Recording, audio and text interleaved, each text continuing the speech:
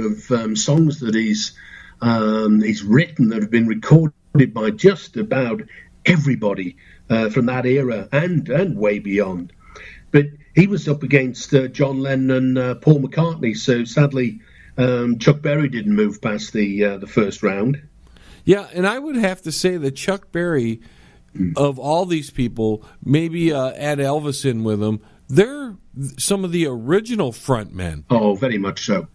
Chuck Berry, he's always been a performer. To put him into context, he released his first single in the summer of 1955. And his first single gave him a top 5 on the Billboard Top 40. But on the R&B charts, it gave him a number 1 for 11 weeks. Absolutely incredible for a first single. But he had his famous duck walk, and that started around that sort of time. Alan Freed, he's the American DJ, very much influential in bringing black R&B music to white audiences, and he was the guy accredited with coining the term rock and roll. And he used to run an awful lot of concerts. He was a promoter as well as being a DJ. And it was on one of Alan Freed's concerts that Chuck Berry started to do his famous duck walk in sort of late 55, early 56. And he's a huge influence on a lot of the guitar players and frontmen that came after him. Oh, absolutely. John Lennon famously said in the early 70s he was on a TV show, and he was actually appearing, I forget which one it was now offhand, and he was appearing with Chuck Berry, and he famously said that John Lennon said that if you wanted to call rock and roll by any other name, you could call it Chuck Berry. Right, exactly. And to get a feel for the kind of stage antics, if you like, that people like Chuck Berry got up to. He was on tour in March of 58, another one of Alan Freed's tours, and he was on tour with Jerry Lee Lewis. They were both massive showmen, and Chuck Berry was far more established. Jerry Lee Lewis had just started having his hit records, and he'd had a couple of really big ones in the charts, and they were arguing backstage as to who should finish the show. And Alan Freed decided that Chuck Berry should finish off because he was the better, more well-established artist. So Jerry Lee Lewis went on just before Chuck Berry. And Jerry Lee Lewis decided that he was going to really give it some welly. And he set his piano on fire at the end of his act. And apparently, when he walked back through the wings and past Chuck Berry waiting to go on, he said words to the effect of, "Follow that." Don't move a muscle. John Lebang Show, right back. With lots of fun and excitement, yes! Pane in the Glass, commercial and residential window cleaning. For a beautiful, sparkling shine that's crystal clear, call Pane in the Glass Window Cleaning. You can find them on Facebook at Pane in the Glass. Hey, man, it's at the bottom of the hour, man. Do you know where your kids are, man? If you want to contact the John Lebang Show, feel free to send an email to jlebang@live.com. And if you're on Twitter, look him up at John Lebang. And don't forget to go to his Facebook page at The John Lebang Show. Banger. Now here's John.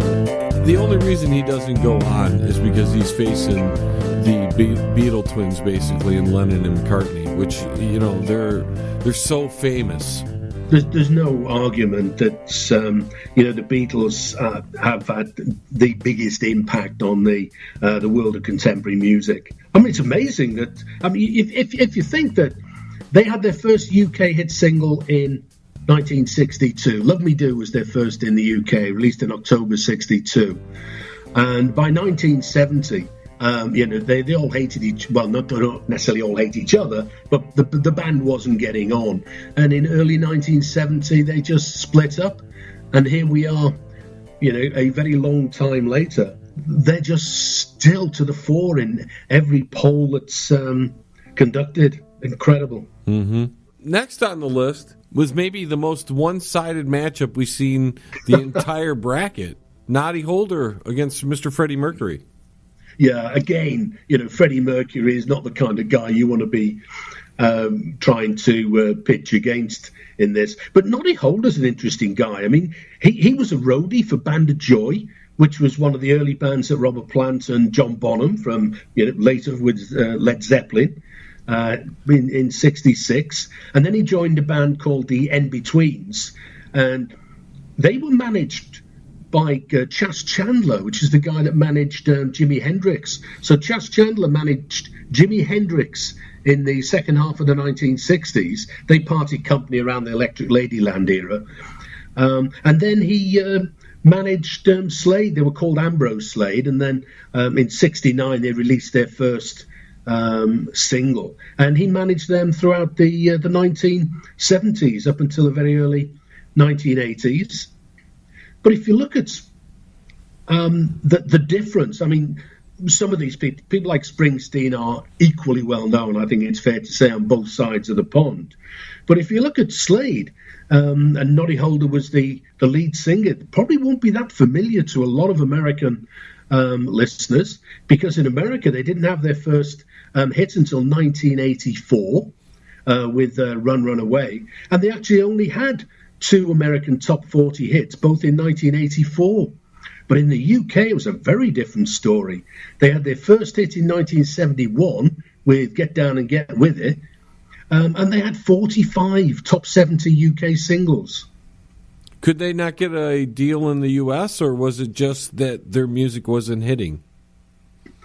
They just never managed to crack the American market. I mean, they were very big in the glam rock. That was the sort of UK glam rock scene over here. And the American glam rock scene was very, very different. So I think they were maybe too niche for the American market. Having said that, of that 45, 13 of those entries were for one song, which was Merry Christmas, Everybody, which has been in the charts 13 separate occasions. Okay. So it's Noddy Holder co-wrote it, and with a guy called Jim Lee, one of the other band members.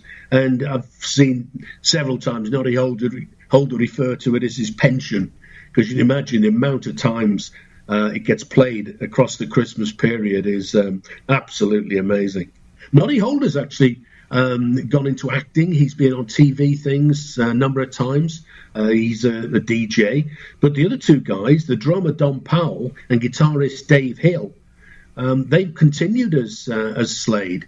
And you can actually see them 30th of October through to the 16th of December. And they're in the UK between those dates. And in the middle of that, they pop over to the Ukraine.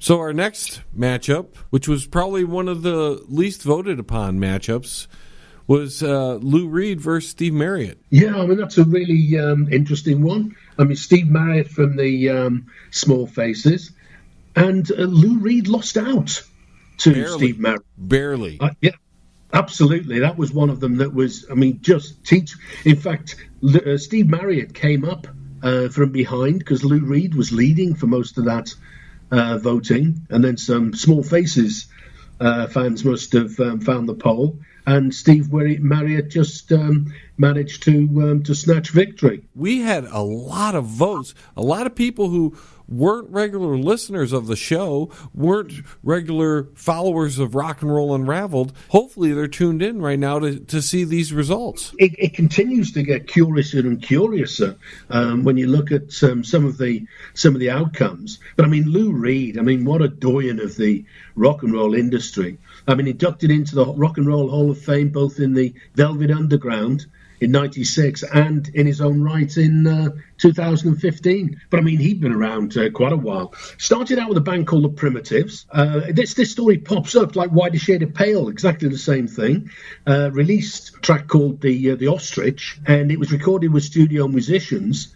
So when he wanted to go on the road to promote it, he had to recruit some people. One of those people he recruited was John Cale, who later went on to be a fairly prominent member of the Velvet Underground. Which had their first gig in 1965. That's right, but again, you see that a lot because the period of 65 to 67 is a really interesting one. It was a real time of change, because that sort of 64 to early 66, late 65 was the whole British invasion thing. So bands like the Velvet Underground, the Doors, and lots of other bands, American bands, were bubbling under, coming together. And really that was the creation of rock music itself.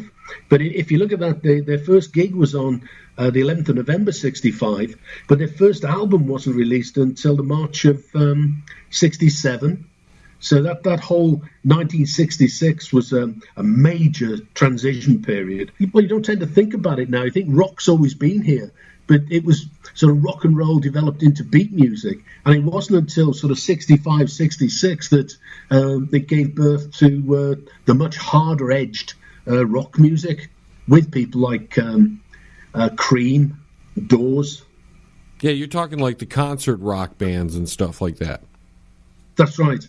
And of course the bass guitar sort of popped up at the sort of end of the 50s, beginning of the 60s. The amplification, if you look at films of the Beatles in stadiums, right, you couldn't even hear them play. You couldn't even hear them play because the girls were.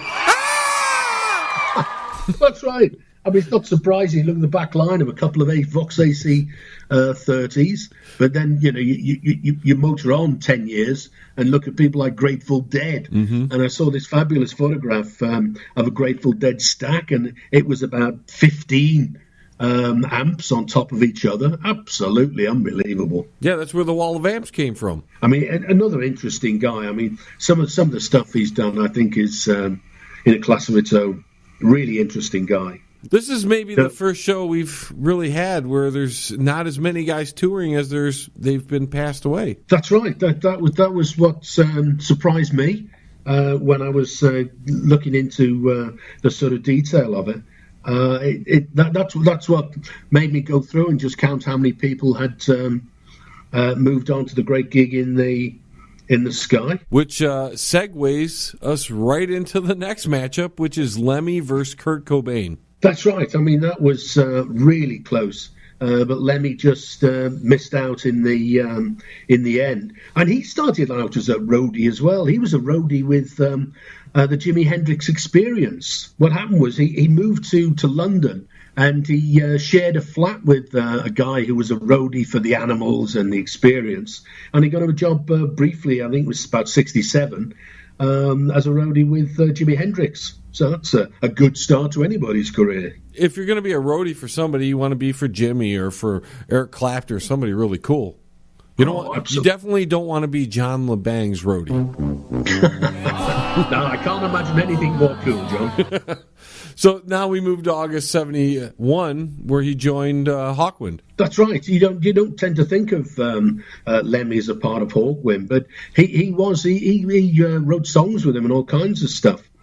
And he was with them from the summer of 71 through to the middle of 75. And what happened was they were playing an American tour, and like a lot of American tours, sort of hopping backwards and forwards into Canada. And he was doing one of those trips from the US side over into Canada, and he got pulled up by the customs man who said, hello, what's all this here white powder then? Busted. Absolutely. It was Canadian Mounties, probably. Powder. But it turned out that when they actually examined it, it turned out to be amphetamine and not coke. And the Canadian Border Police lost interest at that point because they obviously don't worry too much about amphetamine in Canada. Yeah, it's not coke, eh? So we can't bust you, eh? Absolutely. But that didn't stop Hawkwind sacking him. The rock band fired him over that whole thing. That's great. Yeah, even though there wasn't an ensuing problem because there was no litigation following, as it were. It's an ill wind, as they say, that blows nobody any good.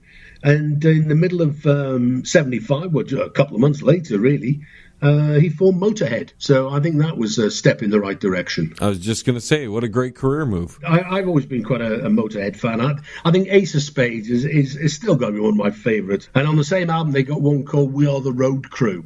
And that's another one I always quite liked. Lemmy it seems like he had to fight and scratch his whole career to remain